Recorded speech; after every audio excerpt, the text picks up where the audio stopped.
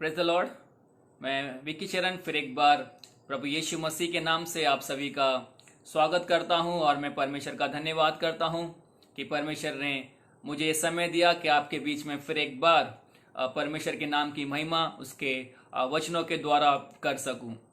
और जैसा कि मैंने आपको बताया था, आज हम जिस विषय पर अध्ययन करने वाले हैं या फिर हमारी बाइबल स्टडी का जो अध्ययन का विषय है वो ये है कि अभिषेक क्या है।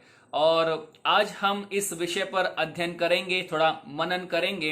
अनॉइंटिंग, हम अक्सर इस वर्ड को यूज करते हैं, हम अक्सर इस वर्ड को इस्तेमाल करते हैं। अभिषेक या अभिषेक होना, अभिषेक करना, ये सारी चीजें हम अपने मसीह जीवन में इन सब शब्दों को हम यूज करते हैं। लेकिन आज हम परमेश्वर के वचन से सीखेंगे कि अभिषेक का मतलब क्या है, अनॉइंटिंग का मतलब क्या है, इसका उद्देश्य क्या है, इसका पर्पस क्या है और बाइबल में किस प्रकार से अनॉइंटिंग को या फिर अभिषेक को बताया गया है। तो आज हमारे इस अध्ययन में हम इन सारी बातों को सीखेंगे।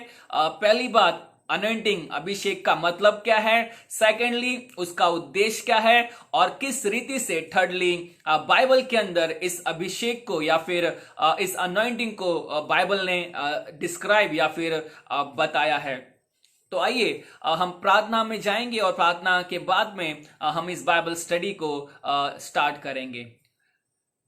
हमारे स्वर्गीय पिता, हम आपके नाम को धन्य कहते हैं, आपकी स्तुति और आपकी बड़ाई करते हैं। प्रभु, विशेष ये समय तूने दिया कि हम तेरे निकट आए, तेरे करीब में आए, तेरे वचनों को सीखे, सुने और समझे। प्रभु, तू हम पर दया कर और तेरी कृपा में तू हमें चला बढ़ा।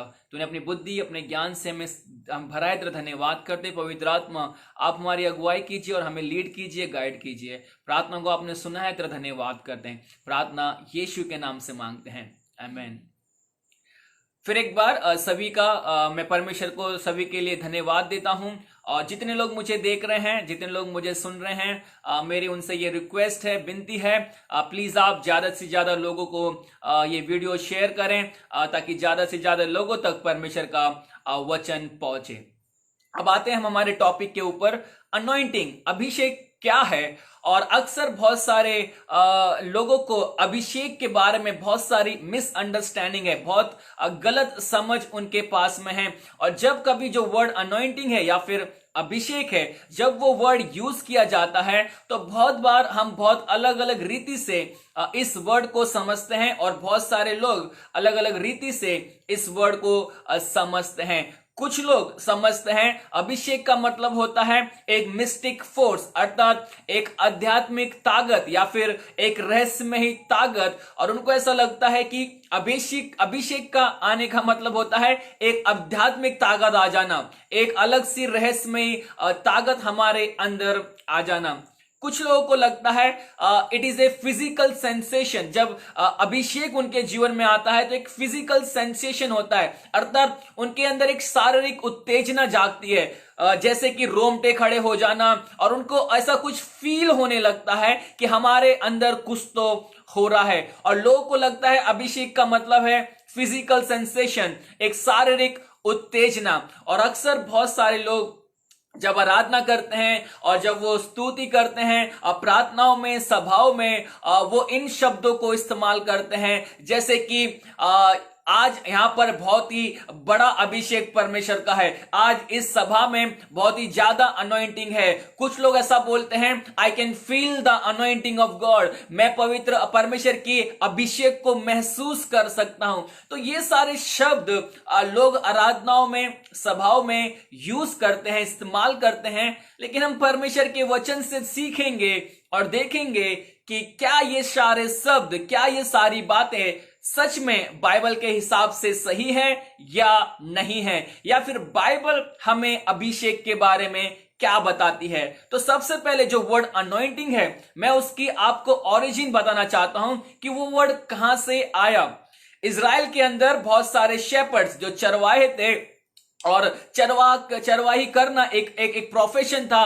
और जब लोग चरवाही को करते थे, उनके पास में बहुत सारी भेड़ें होती थी, और भेड़ों के ऊन के अंदर एक जू टाइप का या फिर एक कीड़े टाइप का इंसेक्ट उनके बालों में, उनके ऊनों के अंदर समा जाता था, और वो धीरे धीरे धीरे करके वो भेड़ों के कानों में चला जाता था, और जिससे भेड़ों की मौत हो जाती थी। तो चरवाहों को बहुत ज्यादा देखभाल अपनी भेड़ों को करनी थी, और अपनी भेड़ों की रखवाली करने के लिए वो क्या करते थे, इन जुओं से, इन कीड़ों से अपनी भेड़ को बचाने के लिए वो अपनी भेड़ों के सर के ऊपर ऑयल को डालते थे, एक ऑयल को डालते थे, तेल को डालते थे, जिससे जो उसके भेड़ का जो सिर का भाग है, जो उसका एरिया है, जो कान का भाग है, सिर का भाग है, वो एकदम ऑयली हो जाता था, जिससे कोई भी इंसेक्ट, कोई भी कीड़ा या कोई भी जू वो कान के अंदर नहीं घुस पाता था,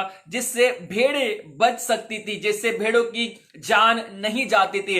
तो ये ऑयल उस टाइम पर भेड़ों के लिए यूज किया जाता था, और जिसका मतलब होता है अनॉइंट, जिसका मतलब होता है ऑयल मलना या ऑयल लगाना। तो जो ओरिजिन है इस वर्ड का, वो शेपर्ड, चरवाहों से हमें मिलता है, जो अपनी भेड़ों के सर के ऊपर तेल डालते थे, जिससे किसी भी प्रकार का कीड़ा या जू उनके कानों में जाकर उन्हें ना मारे। ये है उसकी ओरिजिन, ये वर्ड की ओरिजिन, ये वर्ड वहां से आया गया है। तब से ही लोग अनॉइंट को, तब से ही लोग ऑयल पोर आउट करने को या फिर ऑयल मलने को, ऑयल लगाने को एक केयर का, एक प्रोटेक्शन का, एक ब्लेसिंग का सिंबल मानने लगे थे। और वो ऑयल मलना, वो ऑयल सर के ऊपर डालना एक प्रकार से एक प्रोटेक्शन, एक सुरक्षा का, एक ब्लेसिंग, एक आशीष का, और एक केयर, एक देखभाल की निशानी, एक चिन्ह बन गया था। हमारे पास में बाइबल है, और बाइबल 2 भाषा में लिखी गई है, और पुराना नियम हिब्रू भाषा में है, नया नियम ग्रीक भाषा में है। और हिब्रू जो वर्ड है अनॉइंटिंग के लिए, वो है मसा, जिसका मतलब होता है टू रब ऑयल, अर्थात तेल को मलना या तेल को लगाना।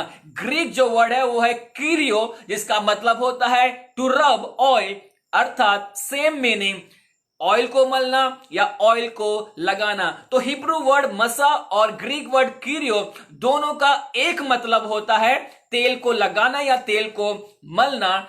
दूसरा जो मीनिंग है अनॉइंट का या फिर अनॉइंटिंग का, उसका मतलब होता है किसी विशेष प्रकार की सेवा के लिए बुलाया जाना, किसी विशेष प्रकार के काम के लिए बुलाया जाना, किसी विशेष प्रकार की नियुक्ति। To anoint is to appoint, किसी को अभिषेक करना, इसका मतलब है किसी को नियुक्त करना। तो एक और मीनिंग है अभिषेक की, और वो है किसी को नियुक्त करना, किसी स्पेशल काम के लिए, एक स्पेशल वर्क के लिए किसी को नियुक्त करना। और हम बाइबल के अंदर ये सारी चीजों को पाते हैं, परमेश्वर के वचन में हम इन सारी चीजों को पाते हैं। और मैं एक वचन की ओर आपका ध्यान लेकर जाऊंगा, पहला राजा की किताब उसका 19 अध्याय और उसके 16 पद में बाइबल ऐसा बताती है। पहला राजा, फर्स्ट किंग चैप्टर 19 वर्स 16। और इस्राएल का राजा होने को। हाँ, अभी यहाँ पर हम जब इस अध्याय को पढ़ते हैं, यहाँ पर एलिया है, और जो एलिया है, और एलिया प्रॉफिट है, भविष्यवक्ता है, और परमेश्वर एलिया को कुछ बोलता है करने के लिए, और वो ऐसा कहता है। 15 पद से पढ़े, 15 पद से।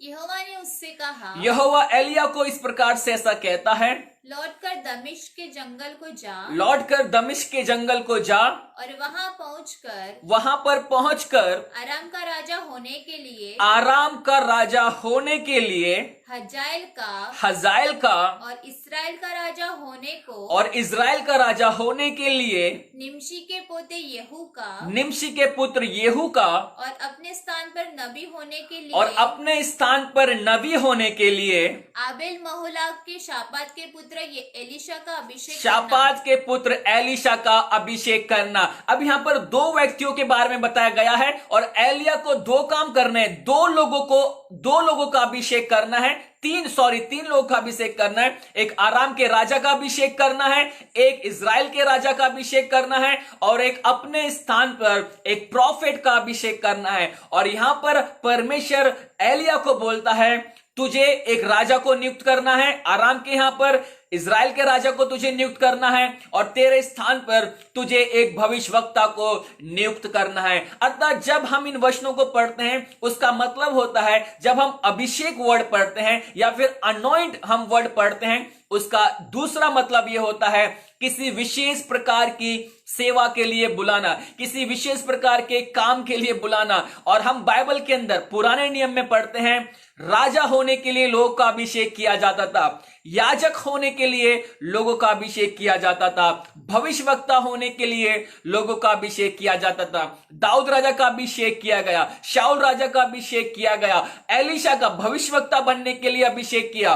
पुराने नियम के अंदर, निर्गमन के अंदर आप पढ़ेंगे, वहां पर ऐसा लिखा हुआ है, मूसा को परमेश्वर बोलता है कि तू हारून के अभिषेक कर, अर्थात हारून को याजक पद के लिए नियुक्त कर, उसके बेटों का अभिषेक कर, अर्थात उसके बेटों को याजक पद के लिए, याजक के काम के लिए नियुक्त कर। तो जो दूसरा मतलब होता है अभिषेक का, वो होता है किसी विशेष काम के लिए किसी व्यक्ति को नियुक्त करना, to appoint someone for a special task, किसी व्यक्ति को एक विशेष काम के लिए नियुक्त करना। तीसरा एक और मतलब होता है अभिषेक का, अनॉइंटिंग का, या फिर टू अनॉइंट, उसका मतलब होता है द चोजन वन, परमेश्वर का चुना हुआ, परमेश्वर के चुने हुए। ये तीसरा मतलब होता है अनॉइंटिंग का या फिर अनॉइंट का। और उसका हम एग्जाम्पल देखते हैं लूका की किताब हम वहां पर देखते हैं यीशु मसीह के बारे में। लूका की किताब उसका 4 अध्याय और उसके 18 और 19 पद में हम पढ़ते हैं, वहां पर यीशु मसीह इस प्रकार से ऐसा कहता है, यीशु मसीह इस प्रकार से ऐसा बोलता है। 4 अध्याय 18 और 19, प्रभु का आत्मा मुझ पर है, वो बोलता है प्रभु का आत्मा मुझ पर है, इसलिए कि उसने कंगालों को सुसमाचार सुनाने के इसलिए लिए कि उसने कंगालों को सुसमाचार सुनाने के लिए मेरा अभिषेक किया है। अब यीशु मसीह बोलता है कि परमेश्वर ने मेरा अभिषेक किया है, अर्थात परमेश्वर ने मुझे चुना है, परमेश्वर ने मुझे ठहराया है ताकि मैं कंगालों को सुसमाचार सुनाऊं, और मुझे इसलिए भेजा है कि बंदियों को छुटकारे का और अंधों को दृष्टि पाने का सुसमाचार प्रचार करूं। हाँ, अब यहाँ पर यीशु मसीह के बारे में लिखा है और बताया गया है कि परमेश्वर ने यीशु मसीह का अभिषेक किया ताकि वो एक सुसमाचार को प्रचार करे, वो लोगों के जीवन के अंदर एक उद्धार को लेकर आए। तो जो वर्ड अभिषेक है, पहला उसका सिंपल मतलब होता है ऑयल मलना, ऑयल को लगाना या तेल को लगाना। सेकंड उसका मतलब होता है किसी व्यक्ति को किसी विशेष काम के लिए चुनना या फिर बुलाना। और तीसरा उसका मतलब होता है चुनना, एक चोजन वन, परमेश्वर का चुना हुआ। जब हम किसी को बोलते हैं ये अभिषिक्त है, हम ये कहते हैं ये परमेश्वर का चुना हुआ है। अर्थात जब हम ऐसा बोलते हैं कि ये व्यक्ति ने परमेश्वर का अभिषेक पाया है, इट मीन्स वो परमेश्वर का चुना हुआ व्यक्ति है। अब बाइबल ऐसा बताती है, परमेश्वर का वचन ऐसा बताता है, बहुत बार परमेश्वर उन लोगों को भी चुनता है जो बिलीवर नहीं है, उन लोगों को भी चुनता है जो विश्वासी नहीं है। परमेश्वर उन लोगों को भी चुनता है जिनका उद्धार नहीं हुआ है। और उसका एक एग्जाम्पल हम पाते हैं यशायाह की किताब उसका 45 अध्याय, यशायाह की किताब उसका 45 अध्याय और उसके पहले वचन में हम पढ़ते हैं book of Isaiah chapter 45 and verse 1। हम वहां पर ऐसा पढ़ते हैं, परमेश्वर एक व्यक्ति को एक विशेष काम के लिए बुला रहा है, उसको नियुक्त कर रहा है। और यशायाह की किताब 45 अध्याय पहले वचन में इस प्रकार से लिखा है, यहोवा अपने अभिषिक्त कुसरू के विषय। अब यहाँ पर परमेश्वर ऐसा बोलता है, यहोवा अपने अभिषिक्त कुसरू के विषय में यो कहता है, मैंने उसके दाहिने हाथ को इसलिए थाम लिया है। मैंने कुसरू अर्थात साइरस, उसको मैंने दाहिने हाथ को इसलिए थाम कर रखा है कि उसके सामने जातियों को दबा दूं उसके सामने मैं जातियों को दबा दूं और राजाओं की कमर ढीली कर और दूं। राजाओं की कमर मैं ढीली कर दूं। उसके सामने फाटकों को ऐसा खोल दूं उसके सामने फाटकों को मैं ऐसा खोल दूं कि वे फाटक बंद न किए जाए। कि वो फाटक बंद किए ना जाए। अब आपको पता होगा इजराइल के ऊपर दंड लाने के लिए, इजराइल को पनिशमेंट देने के लिए परमेश्वर कुशरू राजा को उनके ऊपर लेकर आता है और वो इजराइल को बंदी बनाकर लेकर चला जाता है। अब यहां पर परमेश्वर कुशरू राजा के बारे में, जो कि इंग्लिश में साइरस हम बोलते हैं, उसके विषय में बोलता है परमेश्वर, वो मेरा अभिषिक्त है। अब आप मुझे बताइए, हमने कितनी बार किसी अनबिलीवर को, हमने कितनी बार किसी अविश्वासी को, हमने कितनी बार किसी ऐसे व्यक्ति को जिसने उद्धार नहीं पाया है, उसको हमने अभिषिक्त कहा है, हमने उसको अनॉइंटेड कहा है। अब यहां पर परमेश्वर साइरस को, कुशरू राजा को बोलता है, ये मेरा अनॉइंटेड बंदा है, ये मेरा अभिषिक्त बंदा है। तो ध्यान से सुनिए, जब आप ये वर्ड सुनते हैं अभिषिक्त, अनॉइंटेड, उसका मतलब ये नहीं होता है कि ये परमेश्वर का ही बंदा हो। पुराने नियम में जब कभी ये वर्ड यूज किया जाता था, इसका मतलब होता था कि परमेश्वर किसी विशेष व्यक्ति को विशेष काम के लिए इस्तेमाल करता है, उसको चुन रहा है, उसको अपॉइंट कर रहा है, उसको बुला रहा है, उसको एक कॉल दे रहा है। और जरूरी नहीं है वो कॉल उसके उद्धार के लिए हो, वो जरूरी नहीं है परमेश्वर उसको अपॉइंट कर रहा है इसका मतलब परमेश्वर उसका उद्धार करेगा, क्योंकि हिस्ट्री ऐसा बताती है साइरस किंग का परमेश्वर ने उद्धार नहीं किया, लेकिन परमेश्वर उसको अपना अभिषिक्त बोलता है। तो ये तीन मीनिंग है, बेसिक मीनिंग हम बाइबल के अंदर पाते हैं अभिषेक के बारे में, अनॉइंटिंग के बारे में। पहली मीनिंग अर्थात एक सिंपल मीनिंग है जो वर्ड मसा है और ग्रीक वर्ड खीरियो है, जिसका मतलब होता है oil, to rub the oil, तेल मलना या तेल लगाना। सेकंड मीनिंग है किसी विशेष काम के लिए किसी व्यक्ति को बुलाना।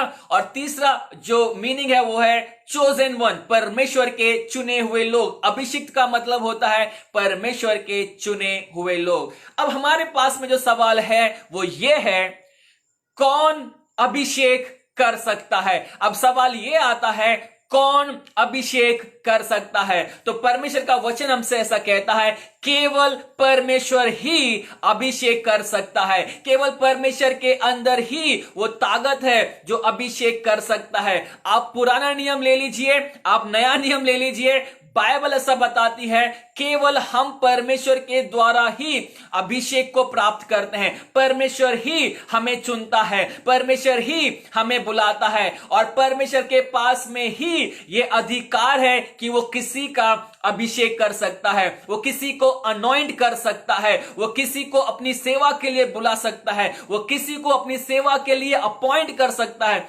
नियुक्त कर सकता है। ये अधिकार केवल परमेश्वर के पास में है। और पुराने नियम में ये परमेश्वर ने किया और नए नियम में यीशु मसीह हमें नियुक्त करता है, यीशु मसीह हमें चुनता है, यीशु मसीह हमें अपने पास में बुलाता है। तो जो अभिषेक करने का काम है वो केवल परमेश्वर का है, वो केवल परमेश्वर का है। कोई व्यक्ति आपका अभिषेक नहीं कर सकता, कोई पास्टर आपका अभिषेक नहीं कर सकता, कोई इवेंजलिस्ट आपका अभिषेक नहीं कर सकता।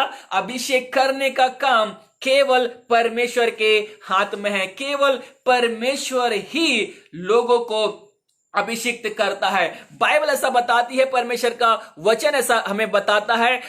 दूसरी बात हम ये देखते हैं कि क्या हम अपना अभिषेक दूसरे के ओर ट्रांसफर कर सकते हैं? क्या हम अपना अभिषेक दूसरों को दे सकते हैं?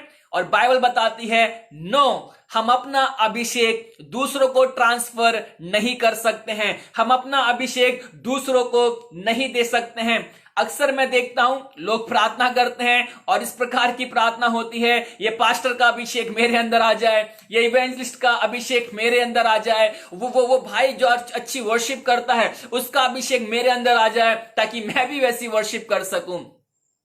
हमारे जीवन में जब हम मसीह जीवन जीते हैं, अभिषेक ट्रांसफर नहीं किया जा सकता, अभिषेक को ट्रांसफर नहीं कर सकते। क्यों? And the reason is this, Bible ऐसा बताती है, 2 कोरिन्थियन, दूसरा कोरिन्थियों की किताब, उसका पहला अध्याय और उसके 21 पद में पौलुस इस प्रकार से ऐसा कहता है, 2 कोरिन्थियन चैप्टर 1 वर्स 21, और जो हमें तुम्हारे साथ मसीह में दृढ़ करता है, जो तुम्हें हमारे साथ मसीह में दृढ़ करता है, मजबूत करता है। और जिसने हमारा अभिषेक किया अब पौलुस बोलता है जिसने हमारा अभिषेक किया वही परमेश्वर है। वही परमेश्वर है। अब मैंने आपको बताया कौन अभिषेक कर सकता है, केवल परमेश्वर ही अभिषेक कर सकता है। आज बहुत सारे लोग हैं इस संसार के अंदर, आज बहुत सारे सेवक हैं इस संसार के अंदर, आज बहुत सारे मसीह भाई बहन हैं इस संसार के अंदर जो दूसरों को अभिषेक करने में लगे हुए हैं। वो बोलते हैं हम तुम्हें यीशु के नाम में अभिषेक करते हैं, हम तुम्हें इससे नाम में अभिषेक करते हैं। और बहुत सारे लोग तो ऑयल भी लेकर बैठे हुए हैं लोगों को अभिषेक करने के लिए।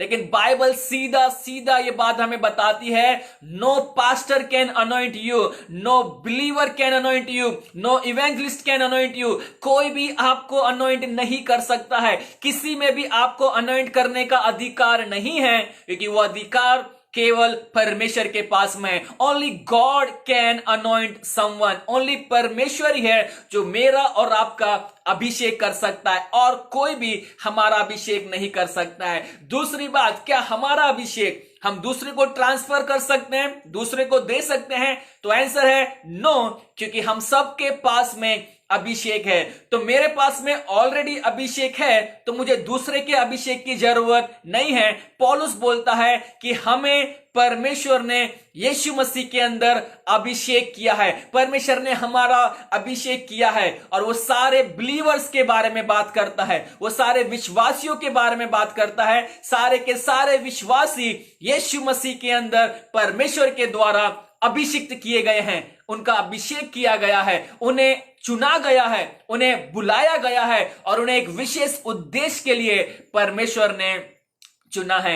एक और पद हम पढ़ते हैं और वहां पर यूहन्ना हमें ऐसा बताता है, 1 जॉन, पहला यूहन्ना उसका 2 अध्याय और उसके 20 पद में। अब बाइबल ऐसा बताती है क्यों हम किसी को अपना अभिषेक ट्रांसफर नहीं कर सकते, या फिर हम क्यों किसी दूसरे का अभिषेक अपने अंदर नहीं ले सकते। और बाइबल ऐसा बताती है, पहला यूहन्ना 2 अध्याय 20 पद में, परंतु तुम्हारा तो, अब यहां पर यूहन्ना ऐसा बोलता है कि परंतु तुम्हारा तो उस पवित्र से अभिषेक हुआ है, उस पवित्र से अभिषेक हुआ है। अर्थात यहां पर जो वर्ड यूज किया है पवित्र, वो यीशु मसीह के लिए यूज किया गया है। इंग्लिश में लिखा है द होली वन, और जो वर्ड होली वन है वो हमेशा यीशु मसीह के लिए न्यू टेस्टमेंट में इस्तेमाल किया गया है। और यूहन्ना बोलता है अर्थात तुम्हारा उस पवित्र में अभिषेक किया गया है, और तुम सब कुछ जानते हो। तुम सब कुछ जानते हो। मैंने तुम्हें इसलिए नहीं लिखा, मैंने तुम्हें इसलिए नहीं लिखा कि तुम सत्य को नहीं जानते, तुम सत्य को नहीं जानते, तुम ऑलरेडी जानते हो कि सच्चाई क्या है, पर इसलिए कि उसे जानते हो, परंतु इसलिए कि तुम उसको जानते हो, और इसलिए कि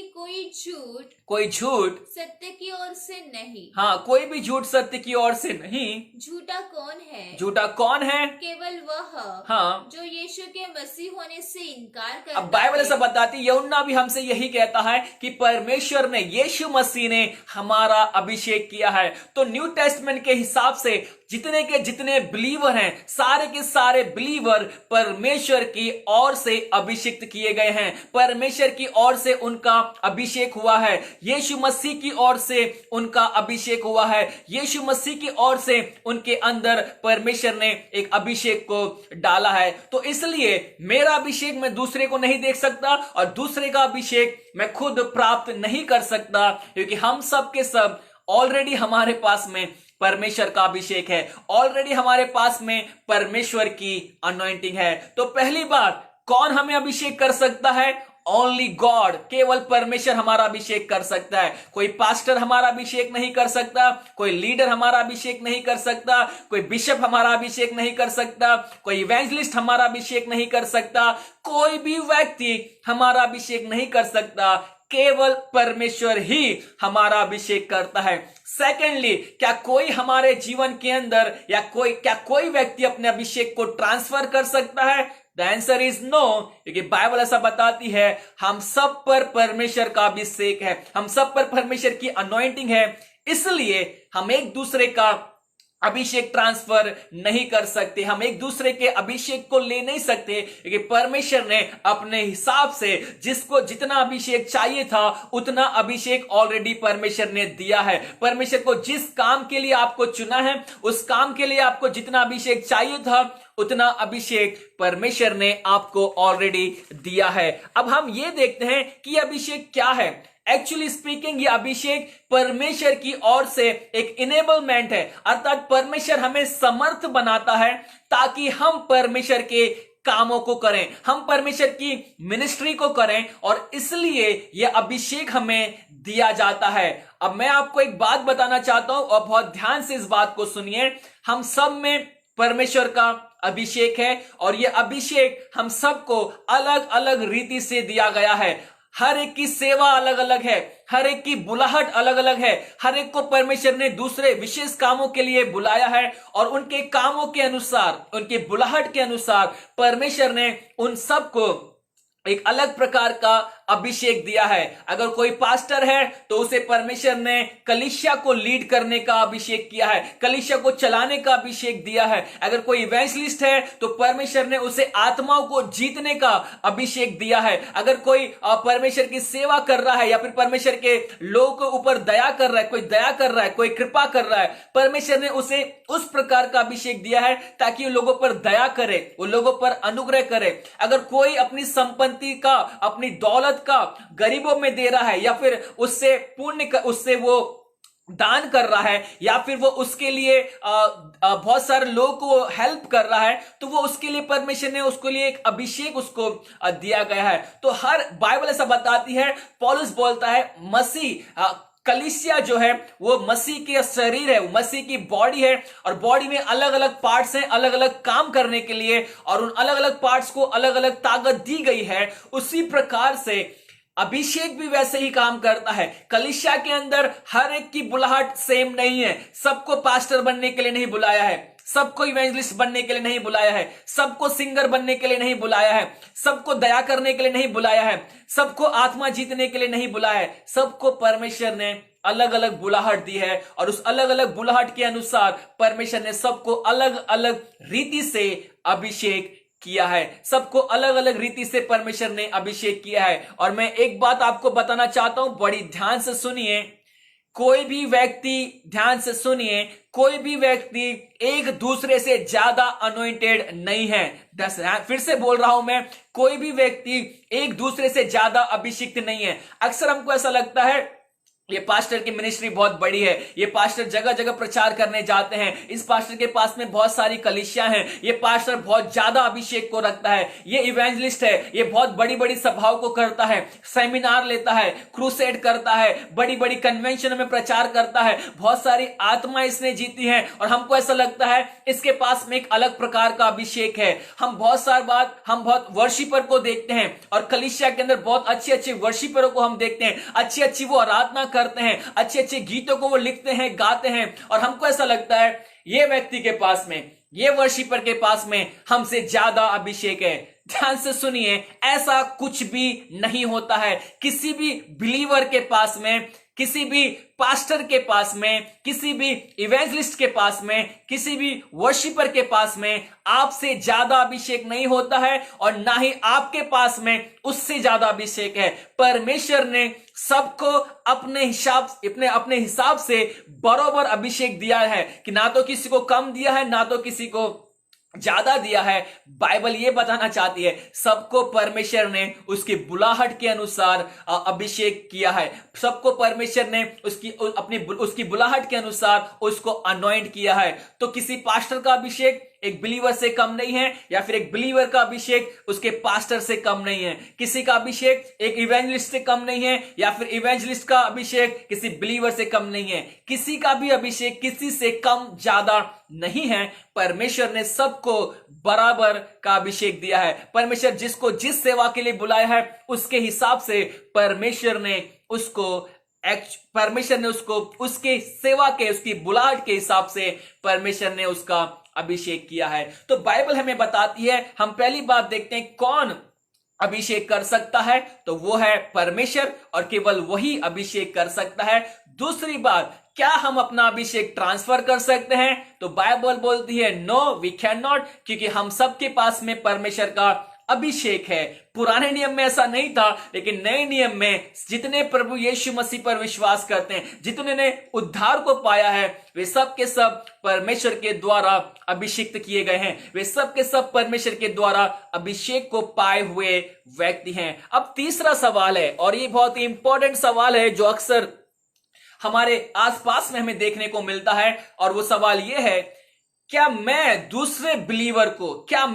किसी दूसरे बिलीवर को, दूसरे विश्वासी को ऑयल के साथ में, तेल के साथ में मैं उसका अभिषेक कर सकता हूं या नहीं कर सकता हूं? क्या मैं किसी दूसरे बिलीवर का अभिषेक कर सकता हूं या नहीं कर सकता हूं? और बहुत बार आपको देखने मिलेगा, बहुत सारे प्रचारक हैं, बहुत सारे प्रीचर्स हैं, बहुत सारे पास्टर्स हैं, बहुत सारी मिनिस्ट्रीज हैं जो ऑयल लेकर बैठे हुई हैं, और वो ऑयल लेकर दूसरे बिलीवर्स को, दूसरे लोगों को अभिषेक करने में लगे हुए हैं। ऑयल लेकर वो दूसरे लोगों का अभिषेक करने में लगे हुए हैं। लेकिन बाइबल ये बताना चाहती है, क्या मैं और आप किसी दूसरे बिलीवर का अभिषेक कर सकते हैं ऑयल के साथ में? और बाइबल ऐसा बताती है, हम बाइबल में कहीं भी इस बात को नहीं पाते हैं कि कहीं पर भी किसी बिलीवर ने दूसरे बिलीवर का ऑयल के साथ में अभिषेक किया है। ऑयल तो छोड़ दीजिए, ना तो उसने कभी प्रार्थना करके उसका अभिषेक किया है। आज बहुत सारे लोग हैं, बहुत सारे प्रीचर्स हैं, पास्टर्स हैं, इवेंजलिस्ट हैं, जितने लीडर हैं, बहुत सारे ऐसे लोग हैं जो प्रार्थना करके लोगों का अभिषेक करते हैं। वो बोलते हैं कि हम यीशु के नाम से तुम्हारा अभिषेक करते हैं। बाइबल में हम ऐसा एग्जाम्पल कहीं पर भी नहीं पाते। सेकेंडली, बहुत सारे लोग हैं जो ऑयल के द्वारा लोगों को अभिषेक करते हैं। जब मैं छोटा था, मतलब जब मैं समझ मुझे थोड़ी थी, लेकिन मैं बहुत छोटा था, तब बहुत सारी मीटिंग्स और कन्वेंशन में मैं जाता था, और वहां पर बहुत सारे पास्टर लोग आते थे, और कुछ कुछ पास्टर लोग आपके माथे पे ऑयल लगाएंगे और आपको अभिषेक करेंगे। तो बहुत सारे चर्चेस में ये प्रैक्टिस है, बहुत सारे बड़े बड़े प्रीचर, बहुत सारी बड़े बड़े भीड़ जहां पर जाती है, वहां पर ये प्रैक्टिस की जाती है। लोग आपके माथे पे या सर पर ऑयल लगाएंगे, आपको अभिषेक करेंगे। बाइबल में हम ऐसी कहीं पर भी बात को नहीं देखते हैं कि किसी बिलीवर ने दूसरे बिलीवर का अभिषेक किया है, या फिर किसी पास्टर ने अपने बिलीवर का अभिषेक किया है। बाइबल में हम नहीं पाते। लेकिन हाँ, बाइबल में हम एक चीज पाते हैं, वो है ऑयल के साथ में प्रार्थना करना। और याकूब की किताब में ऐसा लिखा हुआ है, 5 अध्याय और उसके 14 और 15 वचन में हम पढ़ते हैं। याकूब की किताब 5 अध्याय उसके 14 और 15 पद में हम इस बात को हम देखते हैं, और ये बात हम प्रेरितों के काम में भी देखते हैं कि चेले जब सुसमाचार सुनाते थे, तो सुसमाचार के साथ में उन्होंने बहुत सारे रोगियों को चंगा किया। और जब वो रोगियों को चंगा करते थे, वहां पर ऐसे लिखा हुआ है कि उन्होंने तेल मलकर उनके लिए प्रार्थना की और बहुत सारे रोगियों को चंगा किया। याकूब में भी उसी प्रकार की कुछ घटना है। लेकिन देखिए, हम पढ़ते हैं वहां पर क्या लिखा हुआ है, 5 अध्याय उसका 14 और 15 वचन। यदि तुम में कोई रोगी है। अब यहां पर देखिए, यहां पर एक स्पेशल केस है, एक विशेष केस है, और वो केस ये है, यदि तुम में कोई रोगी है तो कलीसिया के प्राचीनों को बुलाए। अब देखिए, यहां पर जो बात कही जा रही है वो ये है, यदि तुम में कोई रोगी है तो वो कलीसिया के प्राचीनों को, अर्थात कलीसिया के एल्डर्स को बुलाए। पास्टर्स को नहीं, एल्डर्स को। जितने भी लोग हैं, ओके, कलीसिया के एल्डर्स हैं, पास्टर्स हैं, सारे मिलके जाने चाहिए। Not single person, okay, not a one person, सारे लोग। दूसरा, वो रोगी है, वो खुद एल्डर्स के पास में नहीं जा सकता है। इसका मतलब उसका रोग थोड़ा सीरियस है, उसकी जो बीमारी है थोड़ी सीरियस है। और कुछ कमेंटेटर ऐसा बोलते हैं, उसकी ऐसी बीमारी है जिससे वो अपने बेड से उठ नहीं सकता, अपनी बीमारी की वजह से वो चल फिर नहीं सकता। इसलिए उसे प्राचीनों को, एल्डर्स लोगों को बुलाना है। अब यहां पर उसकी बात नहीं की जा रही जिसको पेट में दर्द हो रहा है, जिसको सर में दर्द हो रहा है, जिसको कमर में दर्द हो रहा है। ये यहां पर उसके बारे में बात नहीं की जा रही है, ऐसे रोगियों के बारे में बात नहीं की जा रही है। हम ऐसे रोग के बारे में बात कर रहे हैं जो चल फिर नहीं सकते, जो कंप्लीटली बेड पर हैं, जो खुद जाकर एल्डर्स लोगों से प्रार्थना नहीं करवा सकते। इसलिए उन्होंने एल्डर्स लोगों को, प्राचीनों को बुलाया है। अब ध्यान से सुनिए आगे वचन क्या कहता है। और वे प्रभु के नाम से, अब ध्यान से सुनिए, इसलिए उसको अगर यदि तुम में कोई रोगी है, वो प्राचीनों को बुलाए, और प्राचीन क्या करेंगे, वो यीशु के नाम से उस पर तेल मलकर उसके लिए उसके लिए प्रार्थना करें, उसके लिए प्रार्थना करेंगे। और विश्वास की प्रार्थना के द्वारा और विश्वास की प्रार्थना के द्वारा, अगेन वेरी इंपॉर्टेंट, विश्वास की प्रार्थना के द्वारा रोगी बच जाएगा। रोगी बच जाएगा और प्रभु उसको उठाकर खड़ा करेगा। प्रभु उसको उठाकर खड़ा करेगा। यहां पर कुछ बातें जो हमें समझनी है। पहली बात, वो एक ऐसा रोगी है जो उठ नहीं चल नहीं सकता, फिर नहीं सकता, उसे प्राचीनों को बुलाना चाहिए। फिर सेकेंडली, प्राचीन यीशु के नाम में प्रार्थना करेंगे, उस पर तेल मलेंगे, और आगे से लिखा हुआ है विश्वास की प्रार्थना से रोगी चंगा हो जाएगा। वहां पर ऐसा नहीं लिखा कि तेल के मलने से रोगी चंगा हो जाएगा। वहां पर ऐसा नहीं लिखा कि तेल में बहुत बड़ा जादू है, तेल में बहुत बड़ा पावर है जिससे रोगी चंगा हो जाएगा। नहीं, विश्वास की प्रार्थना के द्वारा। और किसके विश्वास की प्रार्थना के द्वारा? वहां पे लिखा है एल्डर्स आर प्रेइंग, प्राचीन लोग प्रार्थना कर रहे हैं, तो प्राचीनों की प्रार्थना के विश्वास के द्वारा। यहां पर अभी रोगी के विश्वास की भी बात नहीं हो रही है, यहां पर प्राचीनों के प्रार्थना के विश्वास की बात हो रही है। और जब वो विश्वास की प्रार्थना करेंगे, विश्वास की प्रार्थना के द्वारा रोगी चंगा हो जाएगा। तो बाइबल बताती है कहीं कहीं जगह पर कि जहां पर लोगों को तेल मलकर लोग के लिए प्रार्थना की गई और वे चंगे हुए, पर वो नॉर्मल सर्दी खांसी जुकाम वाले रोगी नहीं थे, वो ऐसे रोगी थे जिनकी कंडीशन बहुत खराब थी। लेकिन जब वो ऑयल भी लगा रहे हैं तो ऑयल एक सिंबॉलिक है, वो एक साइन है, वो एक चिन्ह है। जैसे कि मैंने आपको बताया, पुराने नियम के अंदर जो ऑयल था, जो अनॉइंटिंग ऑयल था, वो प्रोटेक्शन का, ब्लेसिंग का और केयर का एक चिन्ह था। परमेश्वर की सुरक्षा का, परमेश्वर की आशीष का और परमेश्वर की देखभाल का एक चिन्ह था। वो ऑयल को जब वो लगा रहे हैं तो उसका मतलब यह है एक चिन्ह के रूप में कि परमेश्वर उसकी देखभाल करता है, परमेश्वर की प्रोटेक्शन उसके साथ में है। तो हम इस बारे में देखते हैं और पढ़ते हैं और बाइबल हमें बताती है। हम 3 बातों पर गौर कर रहे हैं। और पहली बात, क्या कोई व्यक्ति हमारा अभिषेक कर सकता है? और आंसर है नहीं, केवल परमेश्वर हमारा अभिषेक कर सकता है। दूसरी बात, क्या हम अपना अभिषेक किसी दूसरे को दे सकते हैं या फिर दूसरे का अभिषेक हम खुद ले सकते हैं? और आंसर है नो, क्योंकि हम सबके पास में परमेश्वर ने हमारी बुलाहट के हिसाब से हम सबको बराबर अभिषेक दिया है। ना तो हमारे अंदर कम दिया है, ना तो हमारे अंदर ज्यादा दिया है, जितना चाहिए था उतना सबको परमेश्वर ने दिया है। इसलिए मुझे किसी दूसरे के अभिषेक की जरूरत नहीं है। थर्डली, क्या मैं किसी व्यक्ति को, क्या मैं किसी बिलीवर का अभिषेक कर सकता हूं, तेल मलकर उसका अभिषेक कर सकता हूं? आंसर है नहीं, क्योंकि बाइबल में हम कहीं पर भी नहीं पाते किसी बिलीवर ने दूसरे बिलीवर का अभिषेक किया हो या फिर किसी बिलीवर ने दूसरे बिलीवर का तेल मलकर अभिषेक किया हो। तेल मलने का इंसिडेंस हम एक ही जगह पर पाते हैं और वो है रोगी के लिए प्रार्थना। रोगी के लिए प्रार्थना, ऐसा रोगी जो बेड से उठ नहीं सकता, बहुत सीरियस कंडीशन वाला रोगी, केवल उस केस के अंदर, और वो भी केवल एक चिन्ह के रूप में, ना कि ऑयल के अंदर कुछ ताकत है, ना कि ऑयल के अंदर कुछ पावर है। नहीं, there is nothing in the oil, oil में कुछ भी नहीं है। जो कुछ है वो प्रभु यीशु के नाम में प्रार्थना करने से है, विश्वास की प्रार्थना के अंदर है। और विश्वास की प्रार्थना से, यीशु के नाम में की गई प्रार्थना से रोगी चंगा हो जाएगा। तो बाइबल हमें ऐसा बताती है। आज हमने अभिषेक के बारे में देखा है, सुना है, सीखा है, और मैंने आपको बताया अभिषेक का मतलब ये नहीं है कि एक आध्यात्मिक ताकत आपके अंदर आ जाती है। अभिषेक का मतलब ये नहीं है आपके अंदर एक शारीरिक उत्तेजना आ जाती है, आप रोल होने लगते हो, आप जंप करने लगते हो। नहीं, अभिषेक का मतलब ये सब नहीं है। अभिषेक का मतलब है परमेश्वर ने आपको बुलाया है। अभिषेक का मतलब है परमेश्वर ने आपको एक विशेष काम के लिए चुना है। अभिषेक का मतलब है परमेश्वर ने अपनी सेवा के लिए आपको नियुक्त किया है। इसका मतलब होता है अभिषेक। और बाइबल में हम पाते हैं अभिषेक केवल परमेश्वर ने किया है। पुराने नियम में भविष्यवक्ता हो, राजा हो और या फिर याजक हो, परमेश्वर ने ही लोगों को बोला, मूसा को बोला, सैमुअल को बोला, एलिया को बोला कि इनका अभिषेक कर। अभिषेक केवल परमेश्वर की ओर से आता है। सेकेंडली, मैं और आप दूसरे व्यक्ति को अभिषेक नहीं दे सकते या उसका अभिषेक नहीं ले सकते, क्योंकि हम में परमेश्वर ने ऑलरेडी अभिषेक दिया है जो हमारी बुलाहट के हिसाब से, हमारी कॉलिंग के हिसाब से बराबर है, उसमें कुछ कम ज्यादा नहीं है। और तीसरी बात, क्या हम किसी बिलीवर का अभिषेक कर सकते हैं? आंसर है नहीं, हम किसी भी बिलीवर का अभिषेक नहीं कर सकते। क्या कोई पास्टर मेरा अभिषेक कर सकता है? आंसर है नहीं। क्या कोई इवेंजलिस्ट मेरे लिए प्रार्थना करके मेरा अभिषेक कर सकता है? आंसर है नहीं। कोई भी व्यक्ति हमारा अभिषेक नहीं कर सकता है।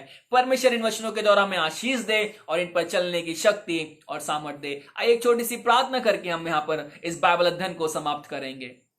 परमेश्वर पिता, हम धन्यवाद करते हैं फिर एक बार इस समय के लिए जो तूने हमें दिया। धन्यवाद करते तेरे वचनों से सिखाने के लिए कि अभिषेक का मतलब क्या है। प्रभु, बहुत बार हमारे पास में बहुत सारी मिसअंडरस्टैंडिंग होती है प्रभु अभिषेक के बारे में। हमको ऐसा लगता है कि अभिषेक को फील किया जा सकता है, लेकिन परमेश्वर तेरा वचन ऐसा कहता है अभिषेक कोई फीलिंग नहीं है जिसे हम फील करें, लेकिन अभिषेक का मतलब है कि हम तेरे चुने हुए लोग हैं। अभिषेक का मतलब है तूने हमें एक विशेष काम के लिए नियुक्त किया है। अभिषेक का मतलब है तूने हमें विशेष काम के लिए बुलाया है। परमेश्वर, होने दे उस अभिषेक को जो तूने हमें दिया है वो तेरी सेवा के लिए हम इस्तेमाल करें, ऐसी आपसे हमारी प्रार्थना है। प्रभु जी, प्रार्थना को आपने सुना है प्रभु, हम आपका धन्यवाद करते हैं। जितने लोग प्रभु इस वचन को सुनते हैं उन पर तेरा अनुग्रह और तेरी आशीष हो। प्रार्थना यीशु के नाम से मांगते हैं, आमीन। Thank you.